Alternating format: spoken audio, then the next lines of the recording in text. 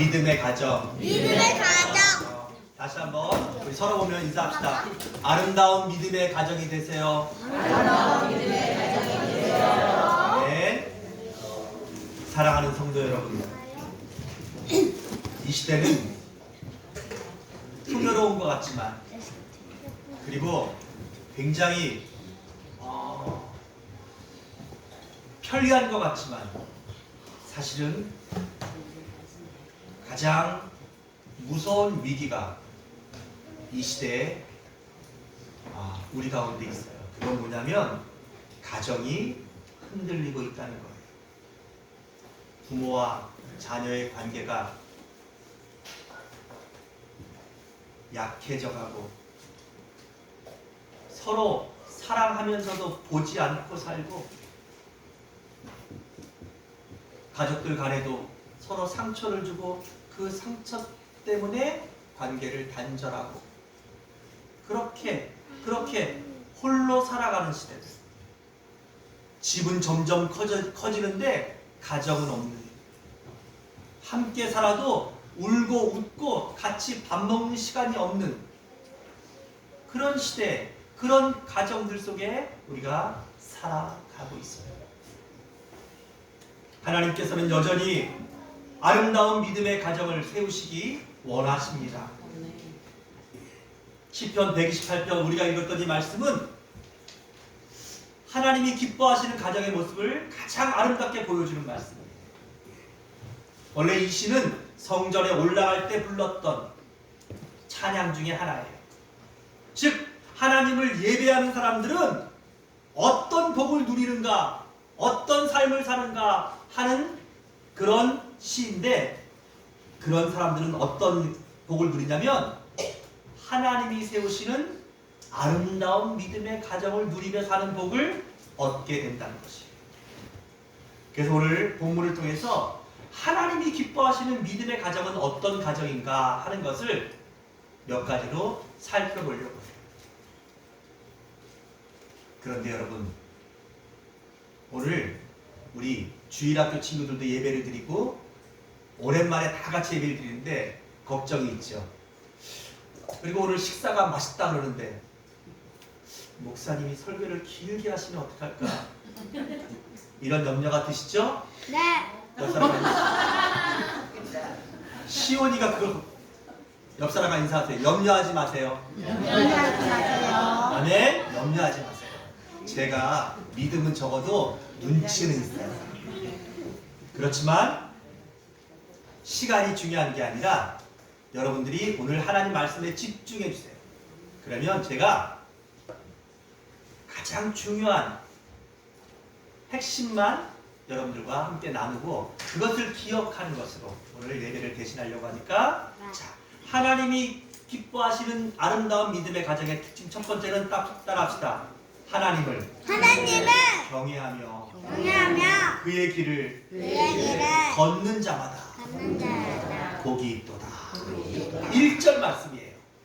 여호와를 경외하며 그의 길을 걷는 자마다 복이 있도다. 아름다운 믿음의 가정의 첫 번째는 하나님을 경외하는 가정이에요. 하나님을 뭐 한다고요? 하나님을 경외. 어려운 말이에요. 따라서 경외. 경외. 예. 오늘 우리가 읽었던 하나님의 세우시는 아름다운 가정은 돈 이야기로 시작하지 않아요. 자녀 교육 얘기로 시작하지 않아요. 가장 먼저 하나님을 경외함으로 라는 이야기로 시작합니다. 여기 경외하다는 말을 히브리어로 야레라고 하는데, 이건 단순히 무서워한다는 뜻이 아니에요.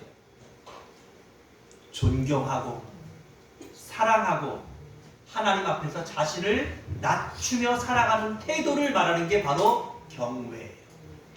여러분 하나님 사랑하시죠? 아멘. 그리고 하나님을 정말로 존경하시죠? 아멘. 그렇다면 그 하나님 앞에서 여러분 자신을 낮추시고 하나님을 절대적으로 신뢰하며 살아가세요. 이게 경외예요. 아멘. 성경에서 가장 아름다운 믿음의 가정들은 모두가 다 하나님을 경외하는 가정이었어요. 노아의 가정. 그래서 홍수 속에서도 살아남을 수 있었어요. 여호수아는 여호수아서 결론에서 뭐라고 하냐면 오직 나와 내 집은 여호와를 섬기겠노라. 할렐루야. 아멘. 하나님을 경외하는 믿음의 가정이었어요. 시온아, 고넬료의 가족은 온 집안이 하나님을 경외하는 가정이었어요. 가정의 중심이 하나님이 될 때 그 가정은 결코 흔들리지 않아요. 신명기 6장에서 하나님은 말씀하십니다. 내 마음을 다하고 뜻을 다하고 힘을 다하여 하나님을 사랑하라. 이것이 뭐예요? 이것이 하나님을 경외하는 거예요. 그리고 그것을 자녀들에게 부지런히 가르치라고 말씀하고 있어요. 가정은 여러분 단순히 잠자고 먹고 일하러 가고 그런 장소만 되어서는 안 돼요. 우리의 가정은 하나님을 함께 예배하는 아름다운 공동체가 되어야 돼요.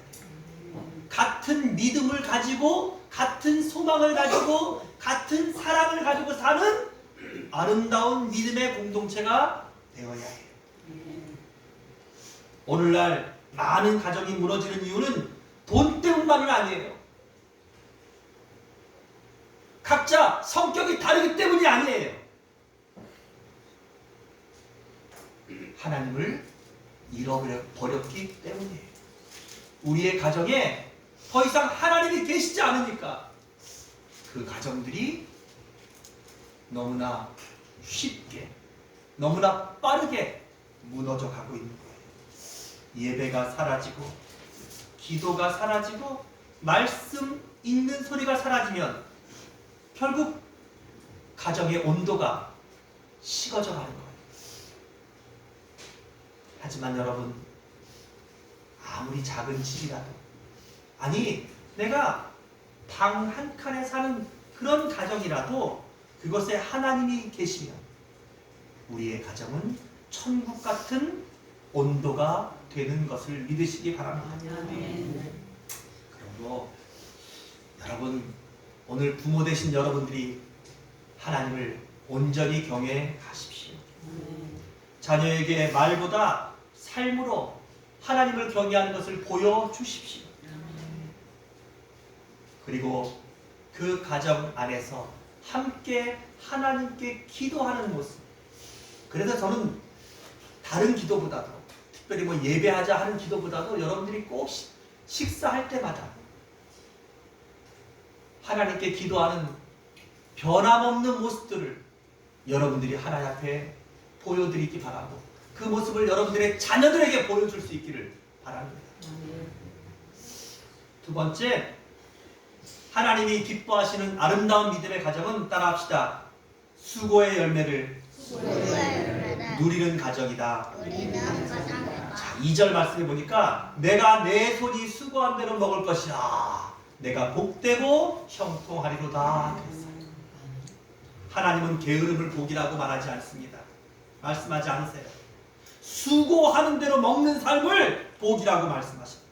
여기 수고라는 말을 히브리어로 예기야라고 말하는데 땀 흘리는 노동, 애쓰는 삶을 말하는 거예요. 믿음의 가정은 기적만 기다리고 있는 가정이 아니에요. 정말 아름다운 믿음의 가정은 성실하게 살아가는 가정이에요. 어머니의 눈물, 아버지의 수고와 땀, 자녀들의 순종과 인내, 이것을 하나님은 기억하십니다. 성경은 노동을, 일하는 것을 저주라고 말하지 않아요. 아담과 하가 죄를 지은 이후에 노동은 힘들어졌지만 일 자체는 하나님이 주신 사명이고 축복이에요. 일하고 수고하고 땀 흘리고, 그리고 그것으로 얻어서 먹고, 그것으로 자녀를 키우고, 그것으로 우리가 이 땅의 광야길을 걸어가는 것은, 그건 여러분 하나님이 우리에게 우리에게 주신 가장 큰 축복이고 사명이라는 것을 잊지 마셔야 돼요. 아멘. 어머니가 남편을 위해 자녀를 위해서 짓는 밥만큼 아름다운 수고는 없어요. 그리고 그 밥을 먹고 출근하는 남편, 그 밥을 먹고 자란 자녀들만큼 건강한 가정은 없는 거예요. 여러분, 그걸 하지 않고 사는 것이 복이 아니라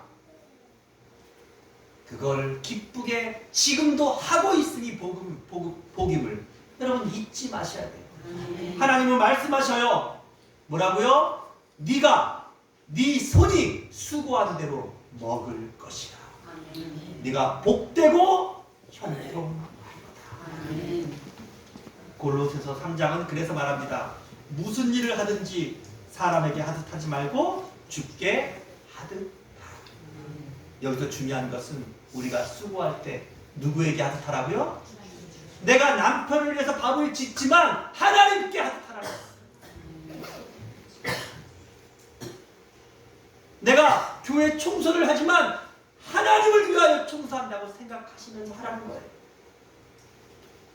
그래야 뭐예요? 아름다운 수고가 됩니다. 그렇지 않으면 이게 노동이 되는 거예요. 노동이 되면 힘들어요. 노동이 되면 지쳐요. 그러나 아름다운 수고는 보람이 있어요. 힘이 나요. 그리고 하나님이 약속하셨잖아요. 내가 복되고 형통하리로다.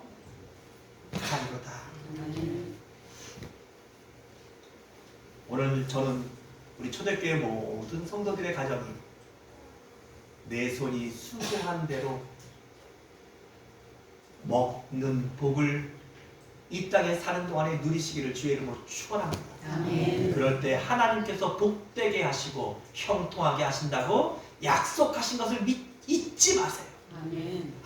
내 손이 수고한 대로 오늘도 우리가 맛있게 먹는구나. 하나님이 축복하실 거예요. 아멘. 여러분, 이 소망과 이 말씀으로 소망을 가지시라는 거예요. 세 번째로, 아름다운 가정은 따라합시다. 사랑과 생명이 흐르는 가정이다. 오늘 3절에 보니까 내 집 안방에 있는 내 아내는 결실한 포도나무 같으며 내 식탁에 둘러앉은 자식들은 어린 감람나무 같으리로다 그랬어요. 여러분, 이 장면을 한번 생각해 보세요. 한 식탁에 둘러앉아 있는데 그곳에 웃음이 있어요. 그곳에 사랑이 있어요. 그곳에 생명이 있어요. 사랑하는 아내가 앉아 있어요. 근데 성경은 말해요. 내 아내는 결실한 포도나무 같다. 식탁에 둘러앉은 자식들을 보면서 하나님 말씀하셔요. 어린 감람나무 같다. 여기 결실한이라는 말은 단순히 자식을 많이 낳았다는 뜻이 아니라 생명을 살리고 사랑을 공급하며 가정을 따뜻하게 세우는 존재라는 것입니다. 그래서 잠언 31장에서 그런 여인을 현숙한 여인이라 부르고 있어요. 즉 여기 결실한 포도나무 같은 아내는 가정을 살리는 존재예요. 사실 오늘 우리의 가정이, 우리의 식탁이 풍요롭고 이렇게 아름다운 가정이 되지 못하는 여러 가지 이유들 중에 하나는 저는 말에 있다고 생각해요. 마음은 그렇지 않잖아요. 마음으로는 다 사랑하고 다 얼마나 귀해요. 근데 우리가 이 말을 제대로 못하는 거예요. 말을 적절하게 못하고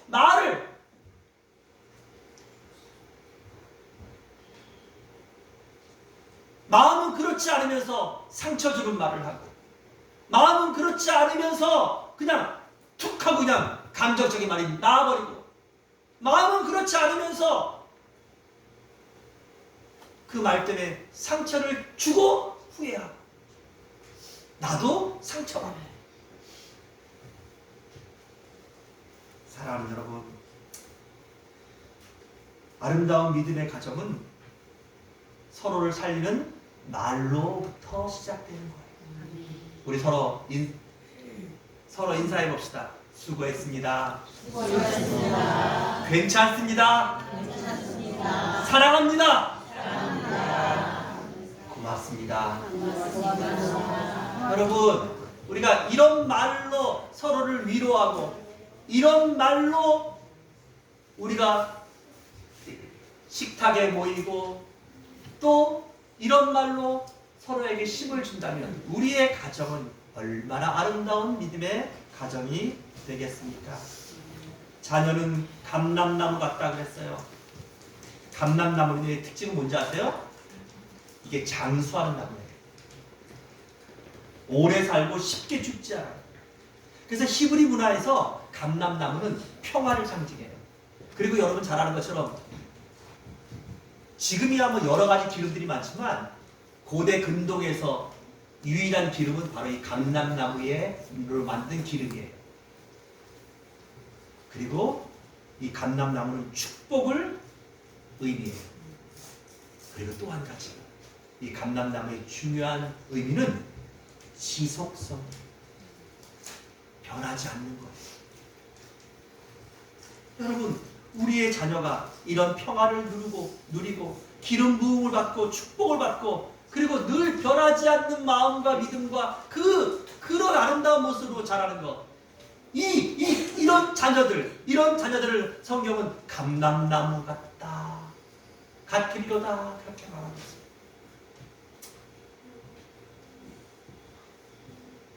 우리 모두는 다 자녀였으면서 부모가 됐어요.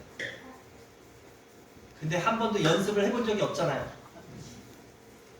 그래서 시행착오도 있고, 그래서 지나고 나면 아쉽기도 하고, 또 여전히 서툴러요. 근데 여러분의 자녀들도 다 아셔야 돼요. 여러분의 부모들도 다 여러분처럼 자녀였다가 부모가 된 거예요. 한 번도 부모 연습을 해본 적도 없고 부모를 배운 적이 없어요. 그래서 서로 사랑하는 마음으로 이해하고 여전히 사랑하는 마음으로 인정해주고 그리고 여전히 사랑하는 마음으로 기다려줘야 돼요.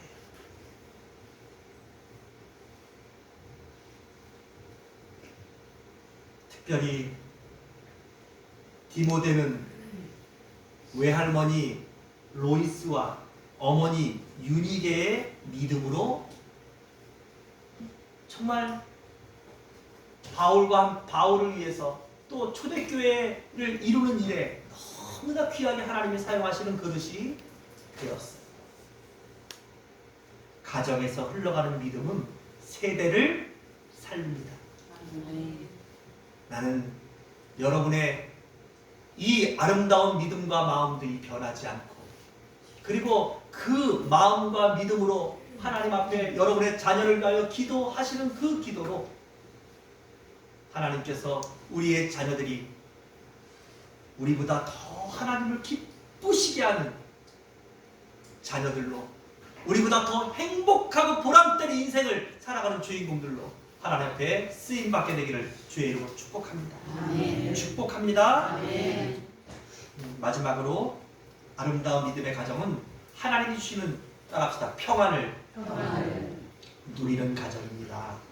6절 말씀해 보니까 내 자식의 자식을 볼지어다. 우리 노건사님 자식의 자식을 보셨죠?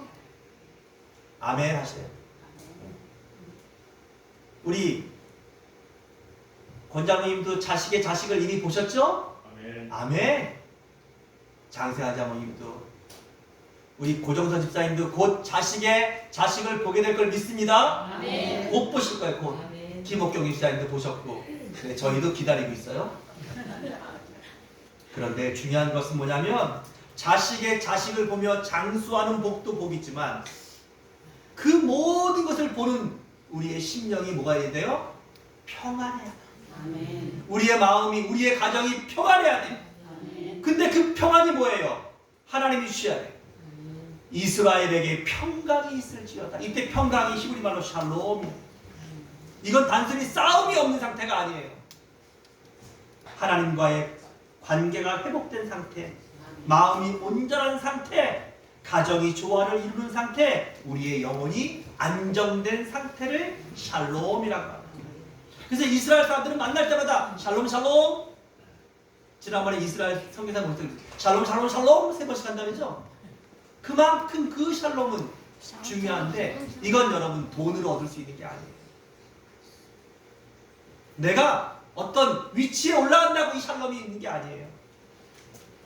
믿음의 사람들은 다 알아요. 이 샬롬은 하나님이 우리에게 주셔야 돼요.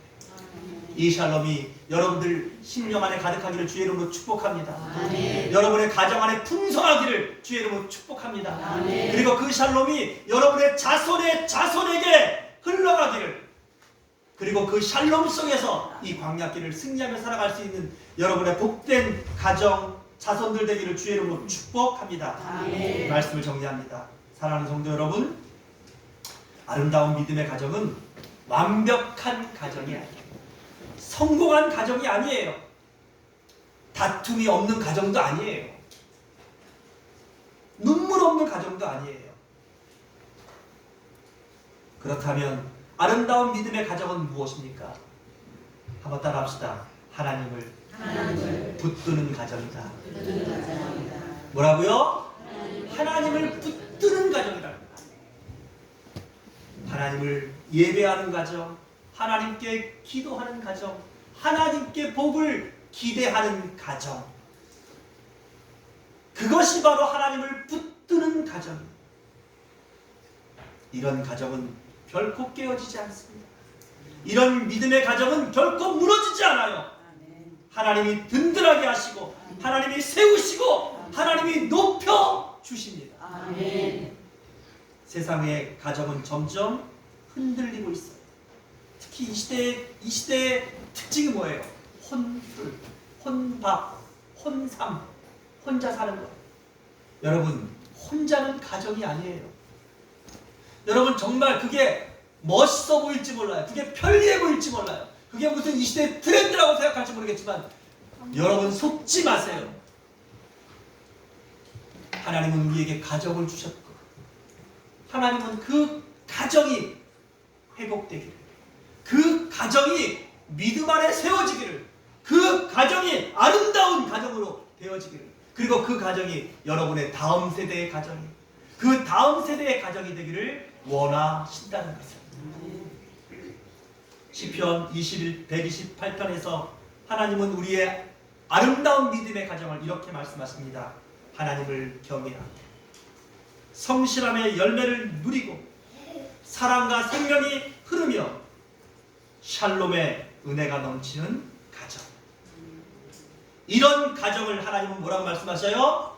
아름다운 믿음의 가정이라고. 우리 초대교회 모든 성도들의 가정이 이런 가정 되시고 또 이런 가정이 여러분의 자손에게 흘러가서 이런 가문이 되시기를 주의 이름으로 축복합니다. 아멘. 축복합니다. 아멘. 기도하겠습니다. 하나님, 아름다운 가정을 저희에게 주셔서 감사합니다. 좋은 부모님, 좋은 형제들, 또 사랑하는 귀한 자손들을 주셔서 감사합니다. 시편 128편에서 하나님이 우리에게 말씀하신 아름다운 가정, 아름다운 믿음의 가정은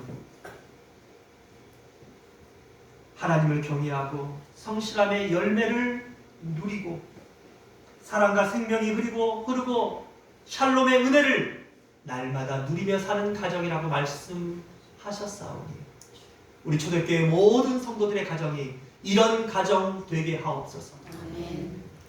우리 자손의 자손들이 이런 가정들을 세우고 이런 가정 속에서 행복하고 감사하고 소망으로 하나님 앞에 영광 돌리는 가정들을 되게 해 주시옵소서. 아멘. 예수님의 이름으로 기도드립니다. 아멘. 아멘.